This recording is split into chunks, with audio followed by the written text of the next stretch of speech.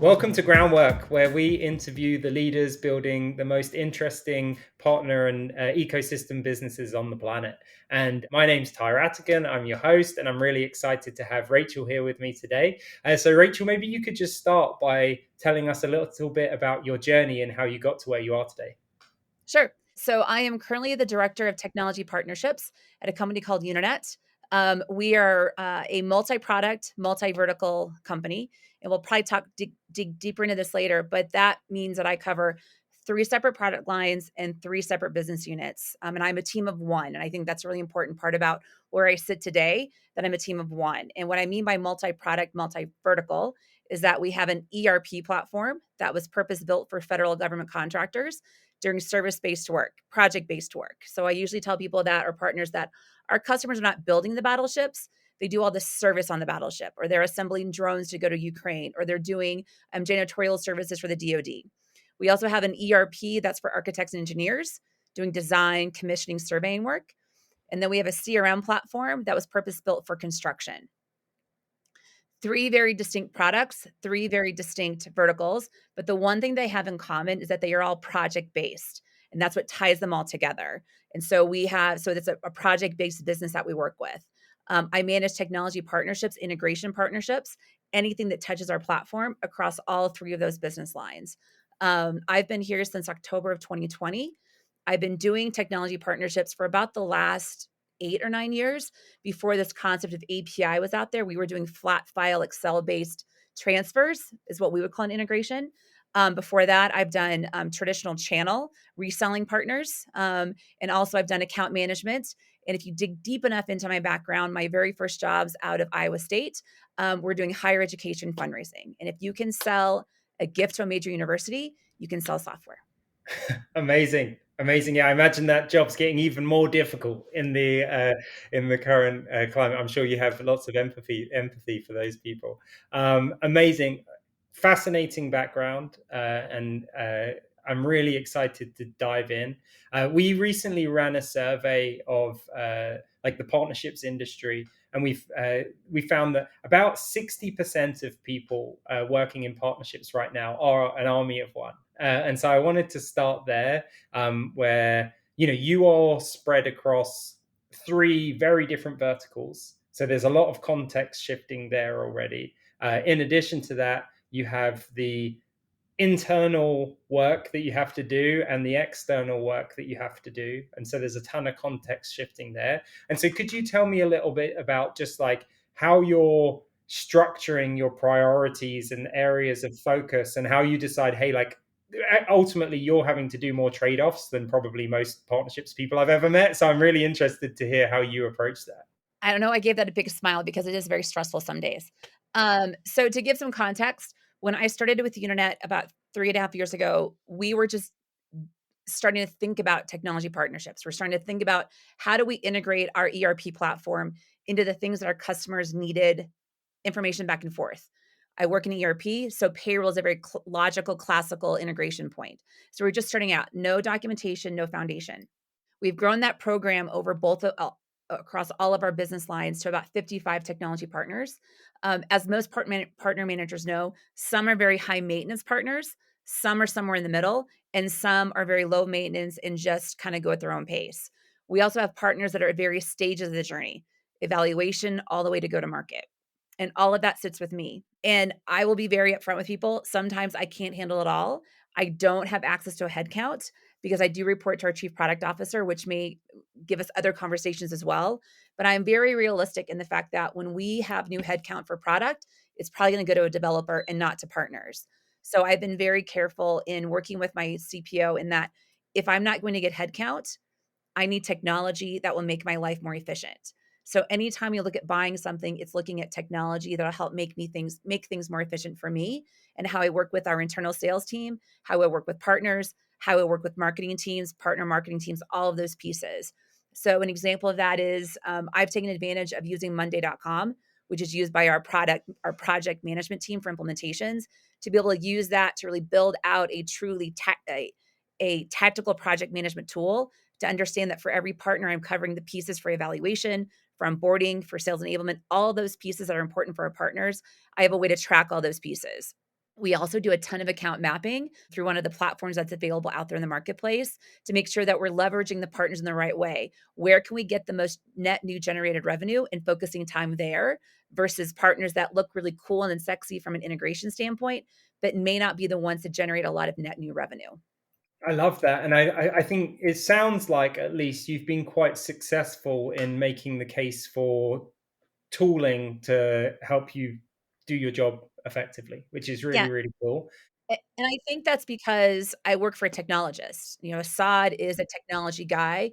And also, too, I've built a lot of credibility here at Unanet in that I'm not asking for things that I don't show value. So when I go with a request, I make sure that whatever I'm requesting matches up to the 5 strategic pillars that we have here at Unanet. So one of them is we want processes to scale our business. Technology allows me to do that. I want if I want to line up to pillar that is grow our AEC market, one of our verticals. I want to grow our GovCon business, one of our verticals. But every time I look at new technology or a new request, it has to line up to all 4 or 5. There's a fifth one out there, all 5 of our pillars. And if it doesn't go to those 5 pillars, I either need to retool to ask or I don't even bring it forward. Because sometimes there's some really cool things out there that we get all excited about, but when you really line it up to your organizational standards and your organizational plan, it doesn't line up. And for me, trying to be a good steward of budget allocations and time allocations, I want to make sure that what I'm requesting lines up with where our organization wants to go. Amazing. This is going to sound really lame, but I got like goosebumps hearing you articulate that, because it's like such a prescient, important point for people to hear that are listening to this today. Like clearly understanding the impact you have on the business's initiatives and articulating those, and like being okay with saying, hey, like I'm not gonna ask for this thing because it doesn't clearly align to those initiatives, is just critical. Is absolutely critical, and I think it's where a lot of people get mixed up. And so, tell me, like, how do you? It sounds like there's really clear pillars that are articulated within the business, which is amazing. Is that something that you go out of your way to understand, or is that just like, hey, that the business also does a really good job of making sure everyone is aware of that? If you're thinking about like for other people in their companies that need to have that level of clarity that you have. I think that for Unanet, we are led by a great CEO. I've worked with Craig Halliday before, and he is very transparent with his teams, as much as he can be anyway. Obviously, there's some things at the C level that is internal only, should not be exposed out, but he's very upfront with the things that he can expose to us and very transparent with that information. So the 5 strategic pillars, everyone in our company should know that, right? We have our all hands meeting once a quarter. We talk about our core values every single month. We talk about our strategic direction every single month. So it's something that is really pounded into us so that we know it. And so that when we are making our asks, we can line up to where we need to be. And as employees of Unanet, we know what our core values are. Do the right thing. We know these things, we know these pillars inside and out. And so that we're always working towards that and marching towards that. I love that. And then so obviously there's like you've got a good amount of partners, which would already keep you really busy. And it's awesome to hear that you're able to like invest in technology to help you scale yourself, which is yeah, I think like a great step, and that you're clearly aligned to the priorities in the business, which is like really, really critical. Like, how do you then, again an army of one, manage the internal versus the external time allotment? Because I imagine that there's a lot of it, you get a lot of attention from the sales orgs, or like there's a lot of things that are getting tossed on your plate if you're like the go-to person for that thing. And so how does that look for you in your role? So I think that I say this with a smile on my face. I think that the biggest battle I face is internal sales individuals. Um, and I think that's probably something that a lot of partner people face as well, because our sales team wants the quick win. What's going to get them the win the quickest? And maybe it's not always giving the most accurate information, but what's going to give them the quickest win? And so I battle a lot in making sure that our sales team has the right information about all the integrations that we cover, whether it be internally built or externally built, making sure that they have the right information that will help them through account mapping so they can start seeing where some overlaps and potential co-selling exist. So I spend a lot of time with our internal teams with our enablement teams to make sure our sales team have the right information to be successful. And I've made a lot of decisions about how I manage my partners based on what the data tells me. Um, if the data is not there from a overlap perspective, from a net new revenue potential standpoint, I can't spend a lot of time there. And I know that I've had to say no to potential technology partners because they simply wanted access to our database and our customer access versus a shared value and a shared go forward motion that I've had to say no to. But I have to protect my sales team's time, my time, and also our product time, because anytime you're building an integration, well, we've got our own priorities for functionality that we've got to build ourselves. But when you have partners building into your platform, there's also product requirements that they have as well. And if it's a product requirement that's not going to generate net new revenue for us both, then we need to say no to it. And one of the things that I really focus on, and it's what I tell every single potential new partner that we work with, is that if I don't see value for both of us, we won't partner. Because the last thing that I want is an integration that somebody has built sitting on a shelf, or one side of the partnership is getting all the value and the other side of the partnership is doing all the work. So unless there's value to both, we won't do it. And I would say that at Unanet, when we were first starting out, we were really in a position, and I think a lot of companies that are starting to build out technology partner programs do this. And it was this mistake that we made. And if I could go back in time, I'd fix it or I would change it. We felt like we had to partner with everybody, and we shouldn't have done that. We should be doing in the beginning what we're doing now, and that is being very selective in who we partner with. Again, making sure that there's shared value on both sides, and there's shared value for our customers as well. Because sometimes some of these partnerships that we look at, there's no value to the customer, and we kind of forget that piece of it. We think about how these pieces connect, how the software connects together, but we forget about what's the problem statement for the customer and what are we actually solving for them. And so if I could go back in time, I think that there are some partnerships that we may not have done because 3 years later, there's no value, but they have been a lot of work.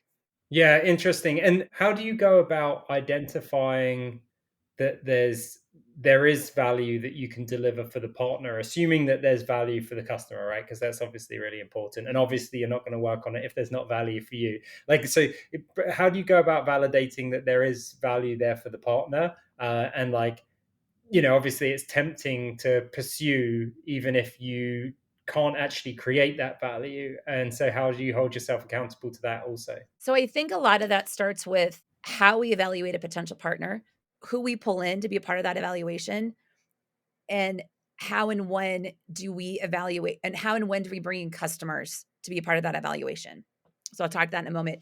So when I look at technology partnerships at Unanet, we look at technology partners for 3 pillars. And if you as a potential partner don't fit into one of these pillars, we stop the conversation right away. So the first pillar we look at is this a product line that we would never build ourselves? So for example, a good example of that is on ERP. We partner with about 8 different payroll providers, Paylocity, ADP, Paycor, all the big names out there, because we know that that is a valuable service to our customers, but we are never going to build a payroll platform. Too complex, too many different municipality taxes and codes, and we just don't want to get into that. So we partner with them. The second thing we look at is, are there just so many joint customers that we have in our markets that we'd be silly not to partner together to go after more? And a really great example of that is a partner we have on our AEC vertical a company called Open Asset. They are specific to construction and architecture engineering. And when we start looking at overlaps in our account mapping software, we can see a tremendous amount of common customers that we can go after for the integration.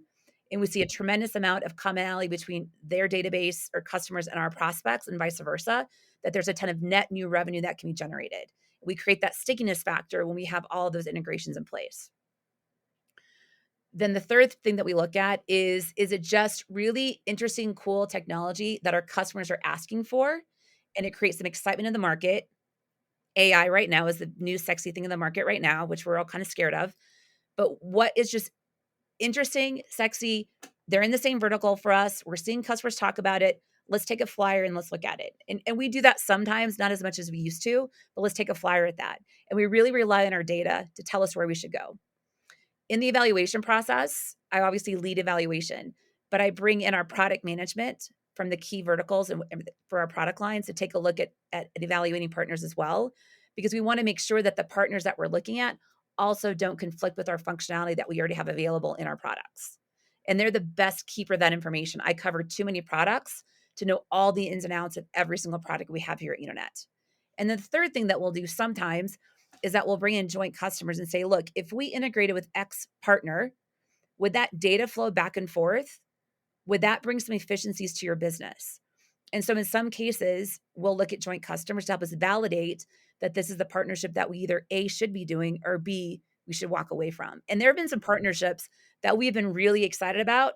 And the partners are like, we there's no value to us for that information passing between these two platforms. Or it's easier for us just to manually enter it ourselves and not worry about an API driven integration. So that's how we look at those pieces.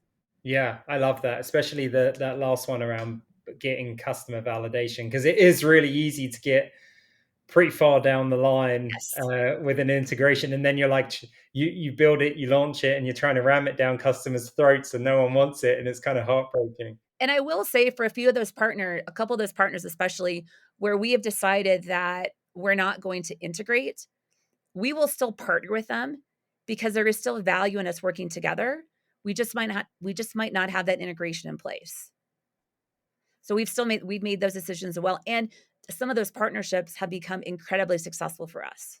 I love that. And so you mentioned that like you're reporting up to the product organization, in that structure. And also, then you also mentioned that like some of your qualification criteria is around revenue creation from integrations, and like traditionally, or maybe not traditionally, but at least in the companies that I've worked in, often product doesn't carry like revenue metrics. And so I'm interested like how your goals come together or your objectives come together, reporting into the product organization, and how you're measuring success.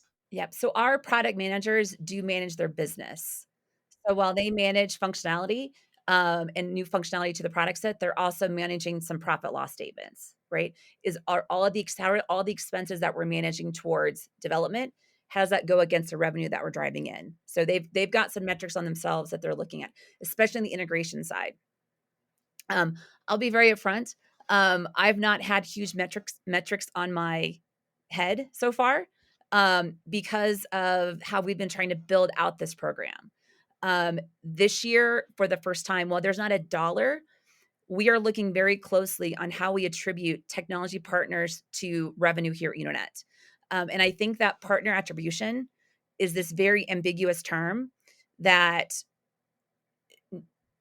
nobody can clearly identify, right? So if you look at a six-figure deal, how much of that deal is it all or nothing? Really, attribution right now is an all or nothing conversation, but how much of that six-figure deal can be attributed to the tech partner involvement, right?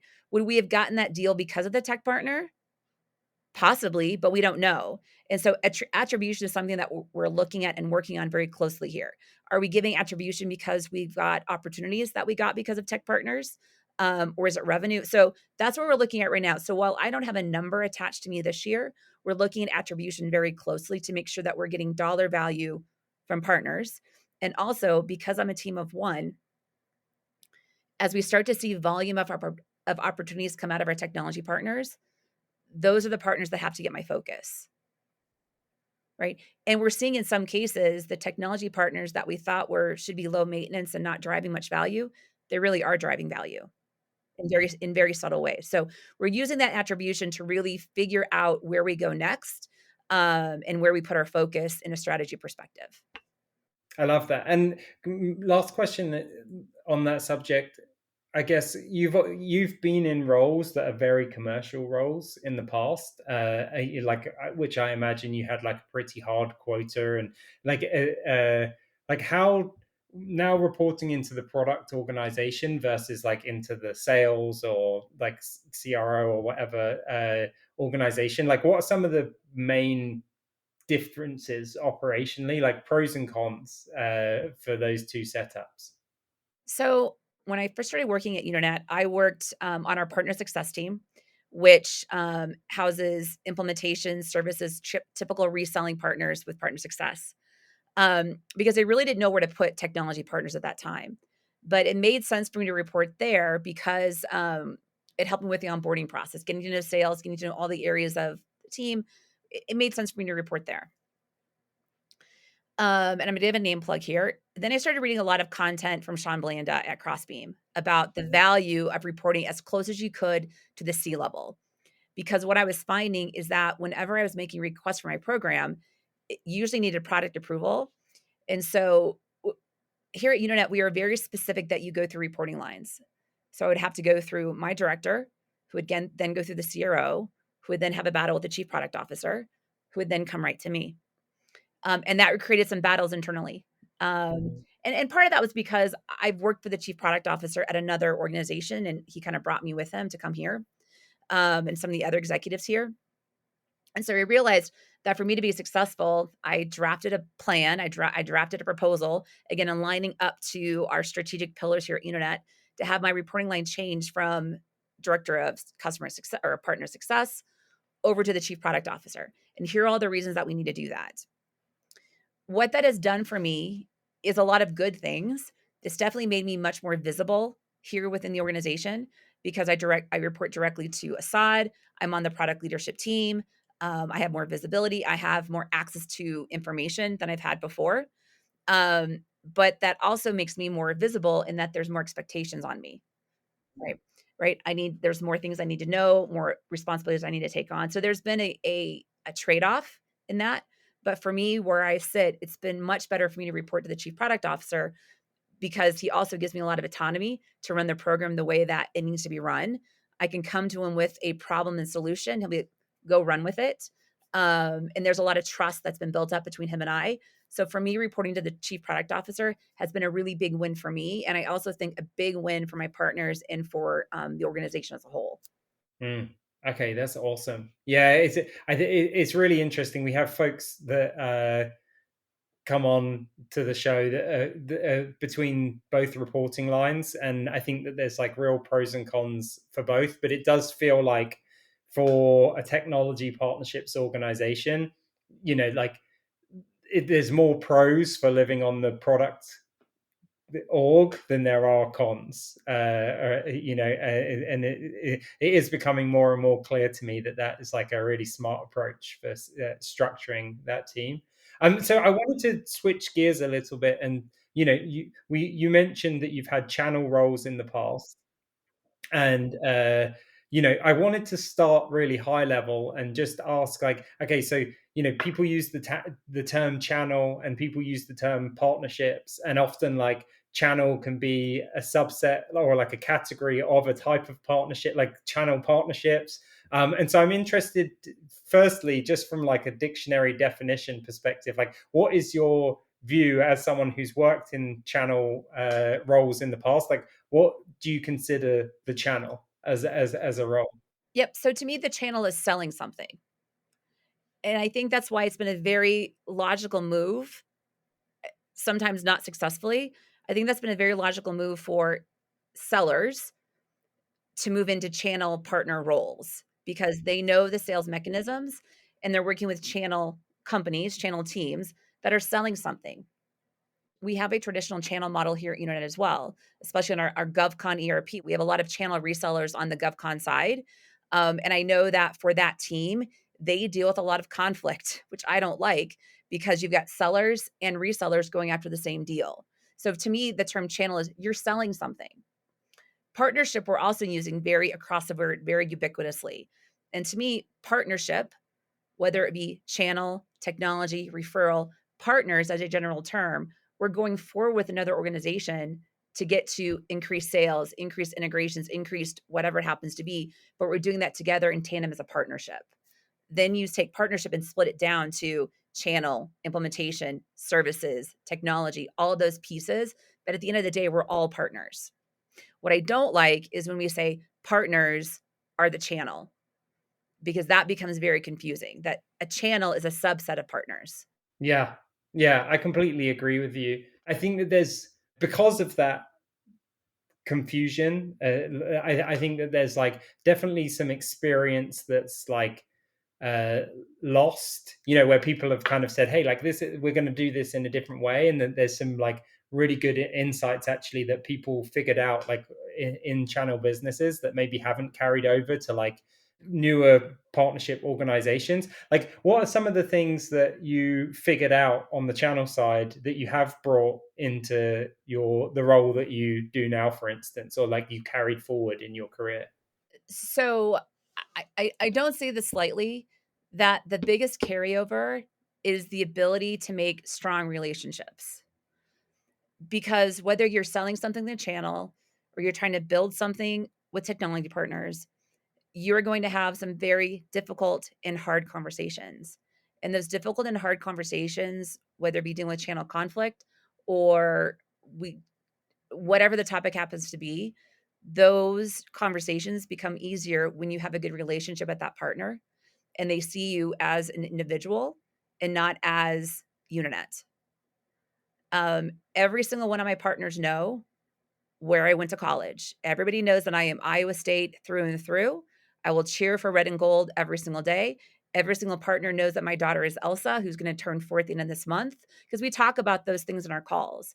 In same way that when you're actually selling something, you're a direct seller, you've been taught this very early on in your sales career. The better relationship you have with your prospect, not just on a business perspective, but just as a conversational, friendly relationship, the easier it is for them to buy from you. It's the same thing on the partner side. My partners know that very rare, while I'm a pretty direct individual, it is very rare that I will ever start a phone call with, all right, let's get down to business. It's usually a talk about the weather since it's wintertime. It's usually a talk about football, American football, if we're in that season. But we'll usually talk about something for the first 5 minutes, unless there's an escalation out there that's not work related, because those personal relationships, they're so, so very important on the partnership side, especially when you're covering as many partners as I do. Because I want to know a little bit about you. And it may sound silly, but it helps me remember who you are as well. That you are the partner that knows I'm a huge football fan, and while I'm Broncos fan through and through, you sent my daughter a Philadelphia Eagles, cheerleading outfit to wear for the playoffs. Like, those are things, like, those are relationships that are important. That's super smart. Yeah, and even you kind of translating football to American football, for me, I'm like, oh yeah, like Rachel's like thinking about me, like she's taken like my background into consideration, which is cool. You like, you're putting it into practice already. I try. But that's what's important to me. I mean, I'm very, I posted some personal things on LinkedIn that's happened in my life, because I want people to know that there are days, because of what's happened in for Elsa and I, that some days I have bad days, and it's not a good day for me to have a conversation with you. And so I think that those relationships are really important, because sometimes, and I had one earlier today, where a partner is escalating something to me, and rather than starting the call with yelling, which is what a lot of escalations are, the first thing he said was, "How's your daughter?" Because my daughter is the picture you'll see when you dial into my Zoom. And I do that by design because I want to deflect it. They know my daughter, they know Elsa, and it helps deflect. We calm things down a bit. Then we deal with the escalation, get to resolution, and move on. Yeah, that's awesome. Yeah, and it is, I think, especially in this like kind of remote digital experience that we're in at the moment, it's really easy to forget that there's like a human being that you're interacting with on the other side, because it's like you're just looking at your computer, right? So like it's easy to forget. I worked in a call center like straight out of school, and like you'd interact with people that like I'm sure in everyday life would be like nice, normal people. My mom is very guilty of this. I hope she's not listening. My mom is like a really great smart, funny, awesome woman. And then like when she talks to people, like customer service people on the phone, she gets like so frustrated and she's like really rude to them. And I'm like, hey, what are you doing? Like that's another person, you know? Yeah. And so like remembering that there's like another human on the other end of the conversation is really important. And I think one thing too, so one of the things that I know is not the topic of this call, but I think is important for people to see and start figuring out how to incorporate into their daily life is one of the things that Unanet has started here. So, you get on, so I'll use my yesterday as an example. Yesterday I had 13 calls on my calendar, all 30 minutes long. Boom, boom, boom, boom. It's really hard to have like personal connections on a 30-minute call, especially when you got to go from call to call to call. And we've all been there when it's just like back to back to back. So what Unanet started about 2 years ago are coffee challenges, where you just start sending invites out to your coworkers to do a coffee chat, where you talk about anything that's not work related. That's how you find out about, the things that you used to talk about in the kitchen, right? When you go get your cup of coffee and you spend 15 minutes in there talking to a coworker about how was your weekend? How's the new deck? How's the deck build going? And so Unet really fosters that idea about stop talking about work and getting to know your coworkers on a more personal level. And so you'll see coffee challenges all the time here at Unanet where people are like, yep, let's talk about for 30 minutes, let's talk about whatever. And it's literally called a coffee chat so that it's not like some work related call with personal. This is a focus. Just go get a cup of coffee. Mm, I Right. love that. And I appreciate that because we're just so work focused, especially in all of these Zoom calls, that it's nice to break it up a little bit. I love that. That's awesome. Yeah, and I think it it kind of comes back to this whole thing of making sure that the partner is going to get value out of the partnership as well. It's like if you're thinking about the human on the other side, like they need to be successful also, otherwise this thing isn't going to work out. So it seems like this is kind of something that flows through all of your work, which is really cool. But to tie up, like to tie a knot in the channel piece. So like there are I did some research recently, and there's 150,000 people that have like a channel role at the moment. And then like about 30,000 people that are in an alliances role, and then about 270,000 ish people that are in like a partnerships role based on their titles. I think like partnerships is definitely like becoming more and more the common term for what like this broader thing is. And like, do you have it for those people that are in a channel role today in the kind of traditional way that you described, and are also like excited about broadening their scope and like you know taking on more, like do you have any tips for them on how they can like start thinking about some of the other things that you've been working on in your kind of more multifaceted role?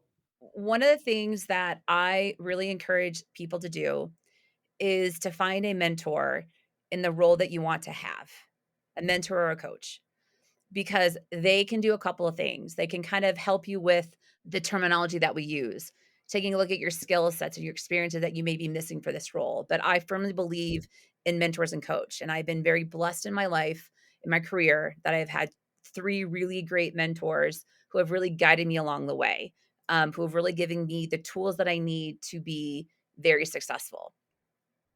The other thing that I encourage individuals to do is, especially when you're new in your career, is to track every success, everything you've done, because it does two things. One, it really helps you on your evaluations, one, but two, I think it starts to tell you that these are the things that I've completed successfully that I really love to do, and you'll start to see things that align very nicely into a partner organization, right? A lot of what I do every day is project management. I would have never thought 5 years ago that this is what I do. But when you start tracking like the work I've completed, the work that I've done and what I've done very successfully, it very much is project management. And so if you start figuring out what you've done, what you like to do, and what you've successfully done, you can start to line up how does that help me move my career into where I want to go? But for me, it's all about mentors and coaches. Can't be a mentor unless you ask them, but a mentor and a coach. Actually, I've got a call with my mentor in about an hour. Um, and track what you do to help figure out what you like to do and where you want to go with your career. But I can't preach mentor enough to people. Like it's been pivotal to me to get where I am today. That's amazing. And I think again, like being able to have finding a mentor isn't as difficult, but I think like maintaining a mentor relationship again requires you to have like a human on the other side, uh like thoughts at least, like because there's something in it for you as the mentee, and then also something in it for the mentor as well, and like there's an exchange of value there as well, and so I know that there's people that like kind of struggle to maintain a mentor relationship on both sides, and that like it's a challenging thing, and so it sounds like you figured that one out as well potentially. It's hard to do, but I look at my mentor Akshay and Assad, and they have been with me not just career-wise, but personally. They've been with me during the highest of my highs in my personal life and in my professional career and my lowest of lows. And but it takes some work to maintain that mentor-mentee relationship to your point. And I also think too is that there is a fear of that person saying no when you ask them to be your mentor. And for me, I get very flattered when someone asks me to be their mentor because that tells me that they see value in what I've been doing and they see value in how I can help them kind of shape their career or some problem that they're working on. So it so don't be afraid to ask someone to be a mentor, even if you feel like you're going way above where you should be asking, because 9 times out of 10, they will be very flattered and very complimented that you asked them. Because that's a high standard to ask someone to be your mentor. Yeah, yeah, for That's a sure. very high standard, right? That's not a networking partner, that's not someone you meet for that's a strong relationship and a strong ask to be a mentor. I love that. I love that. And so then one thing I wanted to talk about is like, lots of the time when we talk to people in partnerships, they come from like a traditional sales background, like as an AE or as a like an SDR, and then kind of into a partnerships role. And for you, you worked in account management work in the past, and then transition to a partnerships role, like a channel and then partnerships role, which as I think about like managing customers and account managing partners, it seems like there would be a lot of crossover skills that would be valuable to carry across. And so I'd be interested to hear like what are some of the things that you developed in your toolkit earlier in your career that you were then able to like kind of reuse when you moved into more of a partnerships focused role? So, I have been very good, there's this concept in sales and account management that you wanna think strategically and think like a chess player. That's usually like 2 or 3 moves of where you're going, and then there's checkers, just 1 move at a time. And I've always been very good about thinking strategically and thinking big picture. I've done that through most of my careers, thinking where people are going to go with the conversation. And my role is made very successful because I'm able to think strategically. While I have to do a lot of the admin and tactical stuff because I'm a team of one, I can think big picture and think and see things from a strategic landscape, which is a very difficult thing to do. You can be taught how to do that, you can be trained how to do that, but you have to want to do that and really think strategically. I think also that while it's hard to admit sometimes, you have to be okay making mistakes, whether it be you didn't get that deal closed and how do you learn from that and move on. I think that with partnerships, we sometimes make the wrong decisions on who we want to partner with and how do we learn from that and move on. So that ability to take a negative and learn from it and move forward, I took that from sales. I think the other thing I took from sales is those very tactical things on how do you handle objections, right? How do you keep the conversation going in the face of a no? And to be fair, my very first job at college, not first job, my job at college, is that I was one of those students who picked up the phone every night and called alumni and asked them to make a gift back to the school. You want to talk about rejection? That was 90% of the time. So if you can do that successfully and build rapport and talk to people, you can do well in sales. If you can build rapport and talk to people, you can do very well in partner management. If you can think strategically, you'll do very well in partner management. If you can talk to C levels, mid levels, and the worker bees effectively and efficiently, you'll do very, very well with partnerships because I talk at all levels of the business, not just internally, but with partners as well. Awesome. Yeah, and I think being able to talk at those different levels is like really critically important. And like I think one of the challenges that people run into the most is either, especially like army of one, like head of or director of partnerships, but you're a practitioner with your partners and also you're kind of like a leader within the business at the same time. I think that's a really common role. I think a lot of the time people either get stuck in one of the two worlds where you're with your partners and you're just like you're operating and like you miss the executive alignment and the strategic thinking, or you're thinking about the strategy and you miss the operational execution and like actually making the things happen. And so could you tell me a little bit about like how you balance that? So, this is a good segue because what I get very concerned right now as I see a lot of what's happening in the partnership market with a lot of the, realignment or reorganizations that are happening. I'm seeing some very valuable partners that I worked with that their teams are gone. Um, and when you really start taking a look at I understand, budget issues, I get all of that, but one of the things that we have to remember as partnerships is that it is very hard sometimes day in and day out to see our value. Executives have to see our value. That's why when I talked earlier about aligning everything I do to those 5 pillars, our executives know here at Unanet that everything I do lines up with where they wanna go. I'm very well aligned to where they're going, and because I've done that, if I do something that's not aligned, someone is gonna tell me right away. And so I think that it is vitally important right now that as partner leaders, and I use that term leader in quote, whether you are a director, head of, or a partner manager, you've got to figure out a way that everything that you're doing every single day is aligning to your corporate strategic values. And so that people see that you're aligning to the strategic values. Even if you're doing it, it's not enough anymore. People have to see you doing that. And when you start aligning to the strategic values, you are valued. You are valued as an employee because you know the direction the organization is going, right?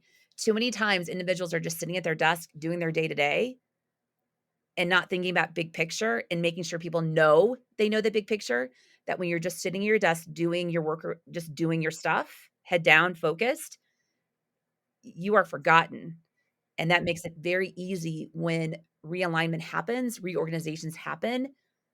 You unfortunately, they're ones that are no longer there. So when I think about partner managers and what I think is our number one thing we've got to be doing today, it is aligning ourselves to the strategic direction of our organization. I love that. And if you're not, I'm sorry. I hope you can figure out how to do it. And if you see some of the top leaders that speak at a lot of our events or partnership leader events, if you, I would guess that they would say the same thing as well, because I've heard Maureen from Okta speak a lot about how her team lines up to strategic values in everything they do. Everyone at Okta knows what her team is doing. I've actually stolen a lot of her ideas, giving her a plug, because we have to align. Right now in this economy, we have to align. Yeah, I 100% agree with you. And it's when we put out the CPO report, I think like number one, if someone took anything from that, it's like make sure that you're aligned with the company's primary objectives. Because if you're not, and number one is like make sure that you're aligned with them. Number two is that people know that you're having an impact on them, Exactly. like you say. You Because if have you're not, to. it's really easy when you're just looking through the list of teams and where the budget is going and people need to cut a certain amount of budget. It's like it's easy to say, okay, well, this is a great team, but it doesn't necessarily drive the where we're trying to go next. And so, last question for you on that, like assuming that someone has identified what the company objectives are and like this where they can have strategic value towards those objectives, like what are a couple of tactical things where people can just make sure that the company knows it, like they've identified it, they're doing it, like they're having the impact, but like maybe people aren't aware? Like, what are two things that people could take away and do?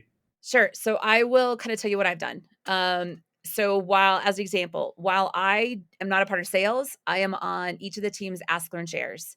And you can bet on every single monthly call that they have, I am telling you something about partners.